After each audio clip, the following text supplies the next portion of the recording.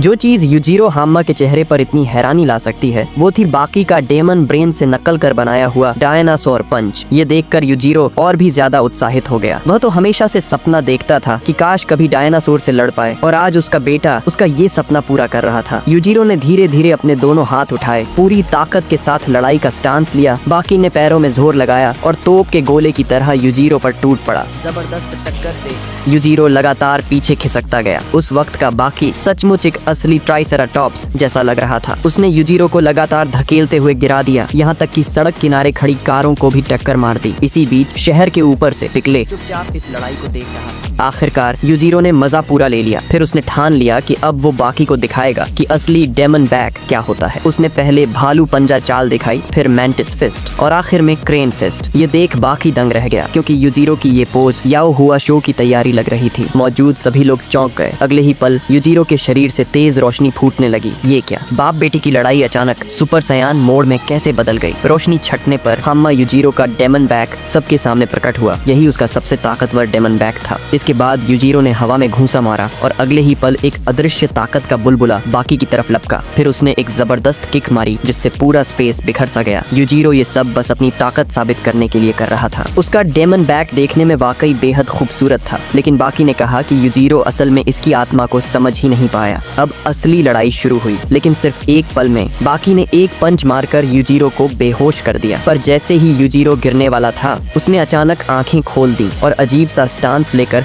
खुद को संभाल लिया। देखने वालों को लगा कि युजिरो को शायद कुछ हुआ है। सिर्फ 0.2 सेकंड में उसने युजिरो को बेहोश कर दिया था। फिर बाकी ने अपने पिता को सिर छूने के लिए कहा और अचानक उसकी आंखों से आंसू बह निकले। उसे खुद भी नहीं पता था कि पिता के एक हौसला बढ़ाने वाले शब्द से उसे इतनी गहरी गर्माहट क्यों महसूस हुई। उसके कॉलर बोन के नीचे करीब 15 सेंटीमीटर गहराई से एक अदृश्य दर्द की लहर उठी और वो अपने आंसू रोक नहीं पाया। लेकिन जैसे ही उसने सोचा कि अब एक पंच से ये लड़ाई खत्म कर दे, पीछे मुड़कर देखा तो पिकले युजिरो के पीछे खड़ा था। वह भी इस बाप बेटे की लड़ाई में शामिल होना चाहता था।